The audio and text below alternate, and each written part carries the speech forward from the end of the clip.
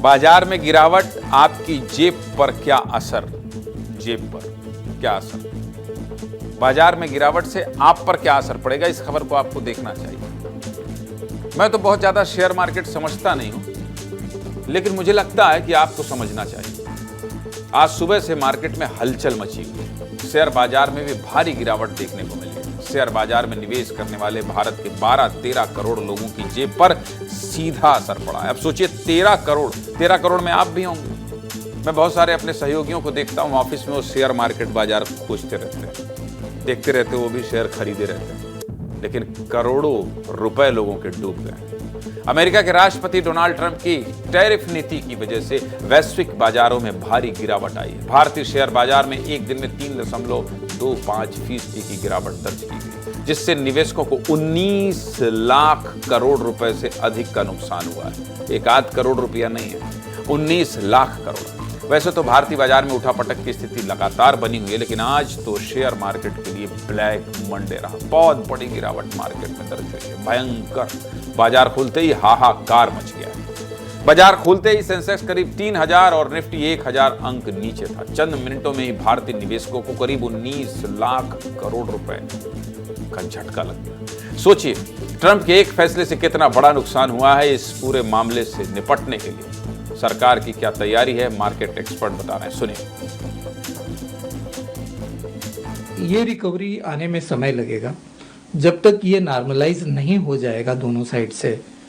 हमारी गवर्नमेंट भी वार फूड पे उन्होंने एक वार रूम जैसा ही बना के रखा है। दूसरा, अभी 9 तारीख को हमारे आरबीआई की मीटिंग है, एमपीसी की, वो आज से स्टार्ट हो गई है। दे आर आल्सो रिव्यूइंग कि भाई कंट्री में अपनी इंडस्ट्री को कैसे आगे बढ़ाया जाए और इन्फ्लेशन वगैरह कैसे कंट्रोल किया जाए, प्रॉब्लम नहीं आवे। उस सब के लिए भी ऐसा लग रहा है कि 0.25% का रेट कट आ जाएगा। उससे भी इंडस्ट्रीज को काफ़ी सहूलियत मिलेगी और जनरल पब्लिक को। तो ये सारी सहूलियतें गवर्नमेंट बढ़ाती रहेगी, जिससे इसका इम्पैक्ट कम से कम हो अपनी इकोनॉमी पे।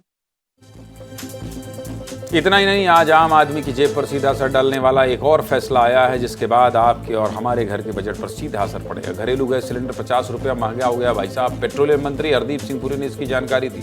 आखिरी बार सरकार ने 8 मार्च 2024 को महिला दिवस पर सिलेंडर के दामों में 100 रुपए की कटौती की थी, लेकिन एक महीने के अंदर ही 50 रुपए महंगा करने से आम जनता को महंगाई का झटका लग गया है। 50 रुपए महंगा होने के बाद पहले जो घरेलू गैस सिलेंडर भोपाल में 808 रुपए में मिलता था, वो अब 858 रुपए में मिलेगा। वहीं रायपुर में इसकी कीमत पहले 874 रुपए थी, अब 50 रुपए महंगा होने के बाद इसकी कीमत 984 रुपए हो गई। इतना ही नहीं, 924 माफ कीजिएगा। इतना ही नहीं, उज्ज्वला गैस के दाम भी बढ़ गए हैं। उज्ज्वला योजना के लाभार्थियों के गैस सिलेंडर की कीमत 500 से बढ़कर 550 रुपए हो गई। घरेलू गैस महंगा हुआ तो विस्तार न्यूज ने जनता से भी बात की है। लोग क्या कह रहे हैं, सुनिए। पेट्रोल के दाम बढ़ेंगे तो महंगाई बढ़ेगी तो जिससे आम आदमी परेशान होगा। आम पब्लिक पे ये बहुत बड़ी मार है। कहीं ना कहीं जनता के ऊपर एक और मार। वैसे ही मध्य प्रदेश के अंदर प्रति व्यक्ति आय कम है, सरकार कर्जे में है और लगातार उसको 50 रुपए बढ़ाना कहीं ना कहीं आम जनता पे एक पैसे का भार है। वैसे तो कर लेते हैं, लेकिन गरीब लोग तो बहुत परेशान हो जाता है। तो महंगाई बढ़ रही है, काम धंधा है नहीं। अब फैसला पेट्रोल डीजल को लेकर भी हुआ। केंद्र सरकार ने पेट्रोल डीजल पर एक्साइज ड्यूटी 2 रुपए प्रति लीटर बढ़ा दी है। जैसे ही ये फैसला आया, आम जनता परेशान हो गई, लेकिन थोड़ी देर बाद सरकार ने साफ कर दिया कि इससे पेट्रोल डीजल के दाम नहीं बढ़ेंगे। ये खर्चा पेट्रोलियम कंपनियां उठाएंगी, आम जनता पर इसका बोझ नहीं डाला जाएगा। इन सब के बीच एक राहत वाली खबर भी आई। सोने की कीमत में आज भारी गिरावट हुई। सोने की कीमत में आज करीब 2600 रुपए की कमी आई है। जो सोना 91,000 तक पहुंच गया था, वो एक बार फिर 88,000 के करीब आ गया। खरीद लीजिए, 1000, 2000, 2600 रुपए बहुत होता है। कुल मिलाकर मार्केट में भी हाहाकार मचा हुआ है। कहीं खुशी, कहीं गम वाले हालात हैं। इसी बीच लोगों में मंदी यानी अर्थव्यवस्था में सुस्ती का डर भी सता रहा है। लोगों को डर है कि कहीं हमारे देश में आर्थिक मंदी तो नहीं आ जाएगी, कहीं हमारी नौकरी तो नहीं चली जाएगी। मंदी का मतलब क्या होता है? महंगाई का बढ़ना, नौकरी का जाना और आपके जेब पर बोझ बढ़ना। सिर्फ भारत ही नहीं, पूरी दुनिया इस वक्त आर्थिक मंदी की आहट से डरी हुई है। इसलिए सोचा आपको सावधान कर दूं।